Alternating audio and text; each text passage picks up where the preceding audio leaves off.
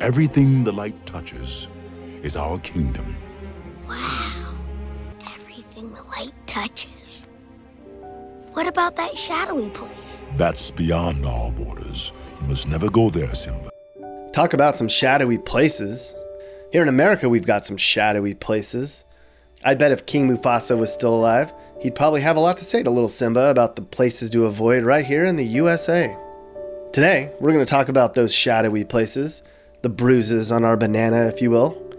What's interesting about these places is that many of them used to be shining examples of great American communities, but now, due to high crime, poverty, drug use, and abandonment, we have a ton of former beacons here that are now losing their shine and luster.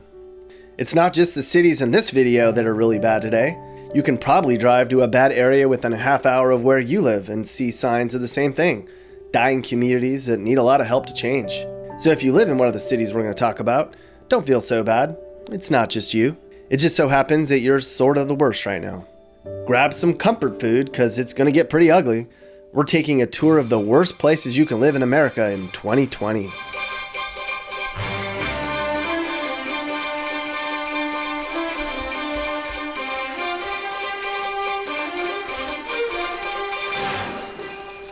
Our first stop brings us to a relatively obscure Los Angeles suburb/neighborhood, Huntington Park. Huntington Park, for all who don't know, is a place in South Los Angeles that's surrounded by other terrible areas. Actually, the whole general area is crummy. Places like Compton, Watts, Boyle Heights. I'm from here, I know. You could probably pick one of about 20 different LA suburbs like this. They're all the same. Strip malls, homes with bars on them, loud music, crime. Numbers-wise, it's not pretty. Less than 2 in 3 people here have jobs, and nearly 3 in 10 people in Huntington Park lives in poverty. The LA Times says a selling point for Huntington Park is the affordable home prices. However, I think this is actually going to prove our point of how lousy Huntington Park and Southern California in general is. $349,000 for what? Is there another option here? Here's another cheap home. $341,000 for that? A foreclosure with no pictures? No wonder everybody's leaving to Idaho. I won't dwell on the fact, but it's worth a mention that about 97% of this entire area is Latino, which is fine, except the LA Times, which might be the most liberal publication in the country, brings up the fact that there are so many illegal immigrants in Huntington Park that they're selecting them to serve in public office here? What? How is that even possible? Let's get out of here and head east. We're going to take a quick pit stop in Midwest before we head out to the East Coast for the first time. Next up is Warren, Ohio, a cold, sad place for a lot of the year. Ohio has many struggling cities such as Chillicothe, Toledo, Dayton, East Cleveland, Youngstown, Mansfield, Portsmouth, but sadly, Warren might be worse than all of them. Only about half the population here has a job, which is sad, and 2 in 3 people in Warren lives in poverty. That's one big reason why home prices are the 5th cheapest in the state. This is a really pretty house for $140,000. The bad economy is also a big reason why the population's dropped by 8% in the last 10 years in Warren. And things got even worse here when GM left in 2018. Sadly, Warren's also second in the country for food insecurity, meaning families are struggling to eat. I'm going to put a link to the Warren Family Mission in the description. Hopefully people will donate to them. These people need help. We're going to go all the way to the East Coast now. Our destination airport's Newark, New Jersey. This is like the worst airport in the country. But the crappy airport's only one reason why Newark's such a bad place to live. Newark has 282,000 residents, but only 60% have a job. In this economy, that's terrible, because anyone who wants a job can get a job, and companies can't grow because they can't hire fast enough. And those who do have a job in Newark have to spend about a half hour a day on average in the car each way to work. It's a poor place, Newark is. The poverty made worse by a water supply that's got lead in it. It also has the 10th highest murder rate in the entire country, a topic we just highlighted not too long ago. Here in Newark, there were a total of 75 murders, which may or may not sound like a lot, but for a city of 282,000 people, that's a lot. Did you know they filmed The Sopranos in Newark? I thought they filmed that in New Jersey. I wasn't really a fan of that show, though. Would you ever be a gangster, Mappy? He couldn't be a gangster. He's not tough enough. You saw what I did to your ex-boyfriend. Okay, you guys, I'm gonna have to move on here because people click to watch about bad places, not a bad relationship.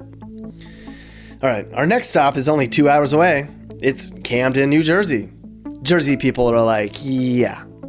What makes Camden such a bad place to live in 2020? Pretty much everything. No, that's mean. But it's pretty bad. Almost half of the entire population here doesn't work. That's like 30,000 people. And because of that, 4 in 10 are really poor.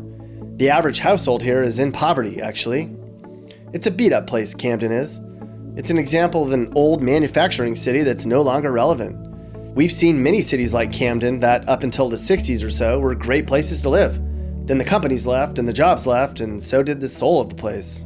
The good news is that apparently the crime is getting a little bit better here, so there's some steak to go with our veggies.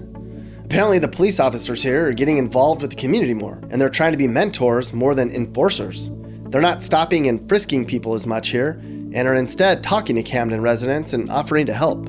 Yay! Something good to talk about. Well, we're in a good mood, so where are we going next? Oh, Flint. Poor Flint. We've all heard about how Flint's water has been contaminated with lead for ever. It too is a Rust Belt victim, where a loss of automobile jobs is left behind a poor, crime-ridden place. Flint's economic numbers are almost identical to Newark's. Half the population's out of work and half are in poverty, where the average person makes about $16,000. How do you even live on that? No wonder 6% of the population's left. I just visited the area, and it was pretty bad looking, where there's large areas on the north end of town that are just about abandoned. Apparently, there's about 20,000 abandoned homes here now, and even though home prices have cratered here, people are so poor that they spend half their income on rent. Everybody asks, can Flint be fixed? Well, the population's pretty much untrained, so even new companies moving to town have a hard time hiring people. The city itself is hugely underfunded. The police department's so broke, they took all the guns they confiscated from Flint criminals and sold them online to raise money for more cops. The consensus here is people need to stop shooting guns and stop doing drugs, and community members need to take action and leadership. There's a lot of people here who still believe in Flint, and they say every place has challenges, and they think this place can get better. But now there's something else about fear that I don't think you quite understand, Billy. What's that? Well, sometimes when you become afraid, there isn't anything that's really dangerous. Sometimes you think things are dangerous when they're not. We'll see. I'm pulling for them. This video is brought to you by KFG. We're not KFC. We're KFG. G. Pine Bluff, Arkansas is the next worst place you can live. Actually, the whole state of Arkansas can use some TLC. Get your oxy and meth here, folks. No shoving, plenty to go around. Shout out to Mike Lewis for that one. 14% of the population of Pine Bluff is left in the last decade. That's the first sign that things aren't going swimmingly here. But let's dig deeper into the numbers as to why. A small part of it was a loss of manufacturing jobs. But many other people left when the Arkansas River spilled its banks 7 months ago, and then a tornado blew through town right after that, adding to the economically challenged city's misery. It's been hard to attract industries to move here because people in Pine Bluff don't have the skills to fill positions. Folks here earn on average 25% below the state's already low income levels. Pine Bluff has 90 churches, but it also has 9 prisons. For a population of 42,000 people, that's a lot. Of course, Arkansas as a whole has the nation's 5th highest incarceration rate. They're trying here. Under a new plan called Go Forward Pine Bluff, the city just got a new aquatic center and a new library and got several upgrades to its parks and recreation areas, along with a planned facelift to the main downtown corridor. Pine Bluffians seem to be resilient despite the setbacks, but it's going to take a lot. It's been called the most dangerous little town in America, and at one point, Pine Bluff was second only to Detroit for the most crimes per capita in the entire country. Of course, we had to have a Florida city on this list. Florida, to many, is pure joy, if you're over 65, but to many others, it's a wild and crazy place. It's also very dangerous and poor in many areas, especially in places like Hialeah, a huge, sprawling Miami suburb. What troubles Hialeah the most is a mix of economic challenges and crime. About 56% of the people here who are of working age have a job, which is downright insulting in an economy where the unemployment rate is the lowest in 50 years. 1 in 3 people here doesn't have health insurance, which is an indicator that this is a very poor place to live. It's also not very diverse. 97% of the city's 239 residents are Hispanic or Latino, which is not the reason this city sucks, so stop with the comments about race. This city sucks because this city sucks. It was also named as the 2nd worst city in America for an active lifestyle. taking into account many factors, including Hialeah's extremely high number of physically inactive adults. Talk about a dark, shadowy place. Detroit certainly meets that criteria. This city has lost a ton of people since its peak in 1950. Look at that long, quick decline. The population here is now where it was in 1915. There's an estimated 43,000 abandoned homes here. That's like the entire city of Cedar Falls, Iowa. Just over half the residents work, and 4 in 10 live in poverty. Now, we've talked about how bad things are in Detroit endlessly, so we don't need to go into too much detail here.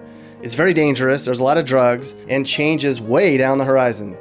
And say what you want about the Rust Belt and urban decline, other manufacturing cities which experience job losses like Kansas City, Chicago, Milwaukee, and Philadelphia are slowly recovering. And other cities like Pittsburgh, Cleveland, and St. Louis, who are not recovering, are at least at their bottom. Where's Detroit's bottom? It's likely we have yet to see it. Port Arthur, Texas is a sad, poor place.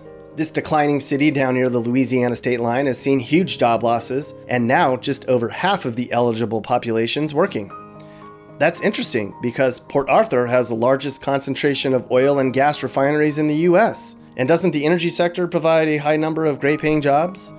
Well, not always. Much of the refinery production here is shifted over to the automated and computerized variety, meaning over time, less and less labor is needed. And outside of the refineries, there isn't much else for work here. And sadly, the health impacts of living so close to so many refineries has made many Port Arthur residents sick. Port Arthur's school system's pretty challenged. While the dropout rate's a very sturdy 4%, nearly 3 in 4 kids here is at risk for dropping out. Port Arthur has abandoned buildings and empty lots around every corner. Part of that's due to hurricanes in 2005, 2008, 2017. And if this city keeps losing people, eventually they won't be eligible for federal grants. Which is just sad because the poor people here struggle for answers and for help every time another storm blows through this Gulf city. It truly is a place fighting for survival. And where's our most shadowy, darkest, and terrible place in America? Gary, Indiana is. Now, I know Gary, Indiana well, or at least well enough after spending an afternoon driving through its worst parts. It's a sad place, Gary is, where once proud buildings look like they're going to fall down, and where crime and drugs has made it a place where people were once from, not thinking of moving to.